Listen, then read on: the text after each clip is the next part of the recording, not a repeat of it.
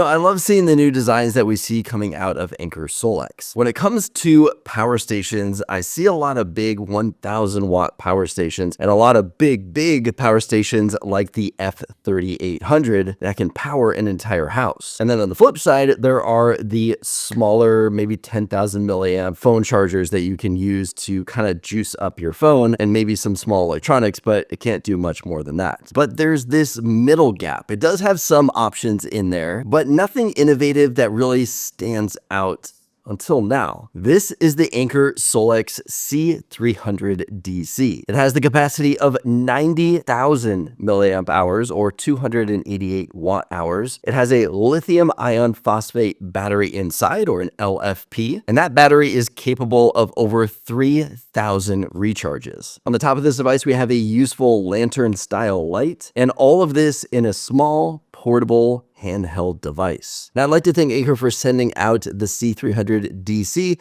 and sponsoring today's video. Now, with that said, let's go ahead and take a look at the hardware we're getting with this device, what it's capable of outputting, and some of the features you'll be getting with it. So this device right here is purely a DC device. If you look, we're not seeing any AC outlets on here. And the nice thing about that is that without it needing that AC inverter, it's going to produce more power and give us a smaller size. This device right here is capable of 300 watts of pure DC output. There are 7 ports on the front. On the bottom here, we have got 3 USB-C ports. The first one here is 100 watts. We have got then 2 140 watts that can output and also input, because that is how we're going to be charging this guy up, with one of these 2 140 watt ports right here. Above that, we've got a few more ports here. We have got 2 USB-A ports that are both 12 watt. We've got another USB-C port, but this one is going to be low voltage. That's only going to be 15 watts of power. Next to that, we also have an output for our car charger outlet that can produce 120 watts. Now, on the top of this device, we can lift that lid up and see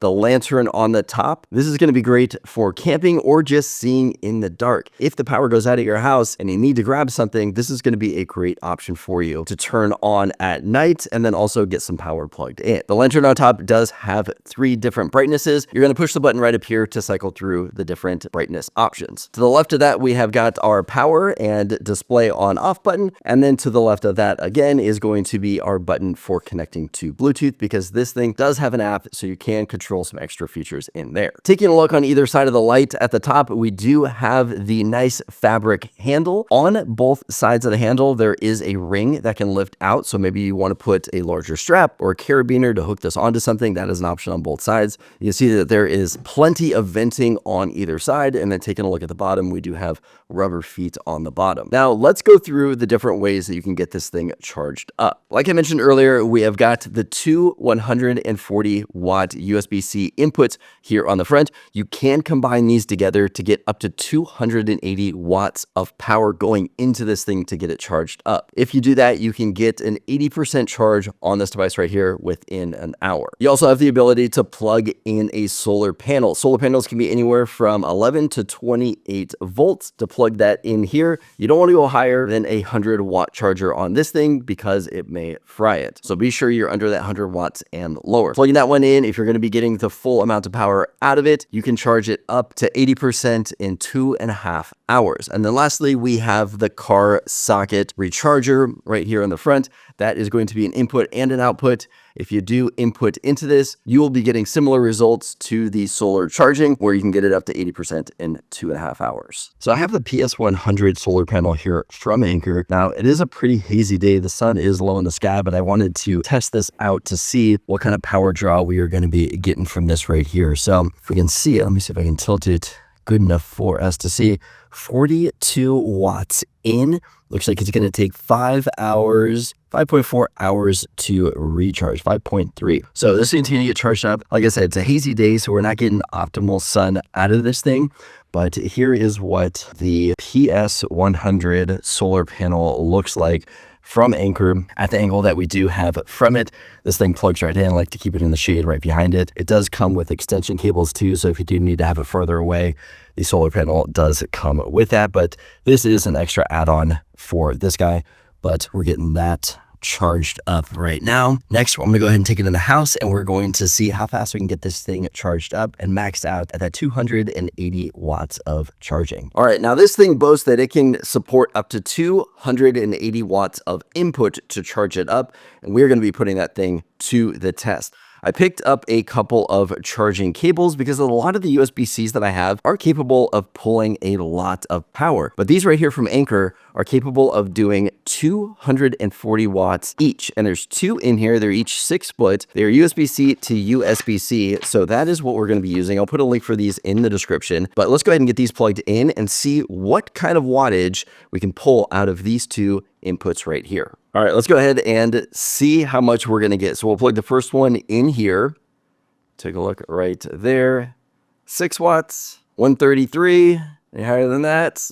All right, 133 is pretty close to the 140 that it's gonna top out at. Let's go ahead and plug our second one in right here. See if we can get up close to like that 260. All right, 269. All right, that is pretty incredible. So with our current charging at 269, this thing is going to be fully charged. We can see in 0.9 hours. Or if we look here on the app, we can see here in 54 minutes, it's going to be charged up. We've got an input of 269 going into this device right here. So that is pretty awesome to see. All right, it's a pretty straightforward device, but there are a few extra features that I wanted to mention. The first one here is their Infinity Power technology. So this uses internal industrial grade components to provide superior cooling to extend the life of the battery to up to 50,000 hours. That's pretty impressive. It also has smart temperature control to monitor the heat to prevent the battery from overheating. So a nice safety precaution there. And then this device here also does have pass-through charging. So what that means is as you are using the device, you can also charge it up too. So maybe you want to plug a solar panel into it, charge the device as you're maybe charging your phone or other devices. Now, I did mention earlier that this does have an app. So in the app, there are a few extra features that we're going to take a look at right now. So within the app, you do have the option for 2 different types of connection. There is Wi-Fi connection and there is Bluetooth connection. I am currently using Bluetooth connection. As you can see, I am connected to our device right now.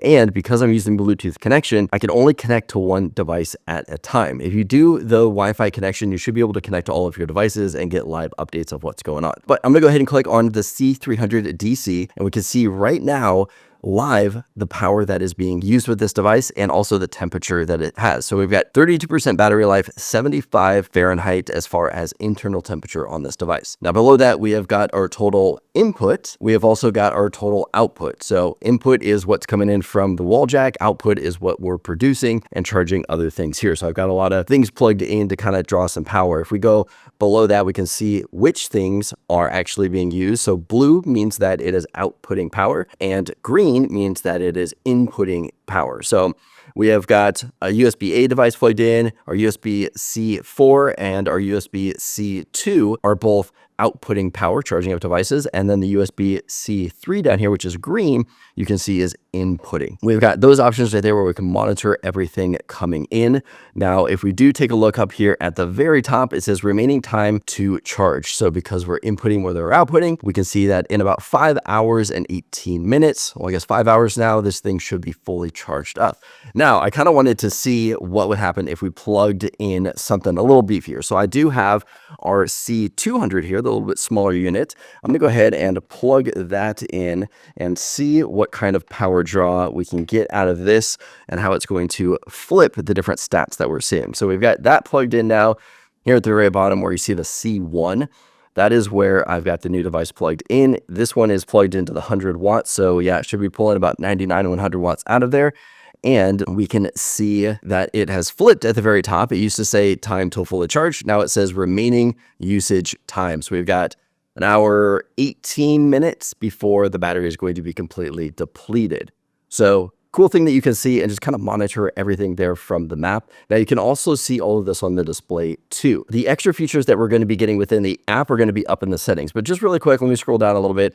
We have the option of controlling the light brightness, so you can go through the different light settings there. And then we also have our option of turning the front screen on and off. So if we go into the top right corner, you see the little icon up here. I'm gonna go ahead and tap on that, and it's gonna bring up our extra settings. So we've got device timeout, we've got screen brightness, we have got screen timeout. So different settings that you're not gonna have on here, but you'll have through the app. We've got our light timeout. If you ever want that light to time out on you, there's some options there for it. Now the light itself on the very top only draws 3 watts of power. So this thing is going to last forever off of a full charge if you're just using that light. You can also change the device name. If you want to set up to Wi-Fi, you can change your temperature from Fahrenheit to Celsius. And then we have got different options on here. You can run a firmware update and then restore default settings if you want to do that. So some extra settings that we are getting inside of the app that you're not going to be getting on the actual device itself. All right, now there are 2 other devices when it comes to the Anker SOLIX C line of products. The first one here is going to be the C200. This device here is going to be a bit smaller in size and actual capacity than the C300 DC that we just looked at. This one is only going to have 192 watt hour capacity. It's only going to produce 200 watts of